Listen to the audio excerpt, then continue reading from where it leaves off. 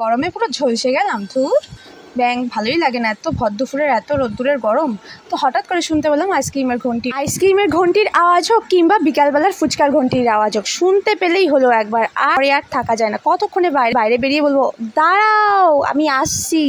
কাকুটাকে তখনই দাঁড় করিয়ে নিয়ে নিলাম আমার ফেভারিট দই আইসক্রিম। ওফ, কি দেখতে লাগছিল, পুরো একদম চাকা চাকা দই আইসক্রিমগুলো ছিল, আরও বেশ ঠান্ডা। আইসক্রিমগুলো নিয়ে ঘরে যেতেই ভাবছিলাম যে কতক্ষণে খাবো, তো ওই ইয়েতেই তাড়াহুড়ো করে যাচ্ছিলাম, যেতে গিয়ে খেলাম একটা হোঁচট, আর টলি বাটি ধরে পুরো পড়ে যাচ্ছিলো। তো যাই হোক, একটুখানির জন্য আমি বেঁচে গেলাম, বাটিটা আমার হাত থেকে পড়লো না। আর এত গরম, তখন বাজে কটা, বিকেল 3:30 বাজে। আর বুঝতেই পারছো, ঘরের মধ্যে গেলে যেমন আগুনের গরম তেমন ঠিক বাইরে। তো ওই মুমেন্টে আইসক্রিম এলে তো আর কি লাগে তখন। ব্যাস ঘরে ঢুকে পাখা দুটো চালিয়ে দিয়ে একটা মাকে দিলাম, একটা বাবাকে দিলাম, আর একটা আমি নিজে নিয়ে বেশ মজা করে খেতে লাগলাম। আর এমনিও দই আইসক্রিম খেতে কিন্তু খুব ভালোই লাগে, কি তাই তো বলো? চলো।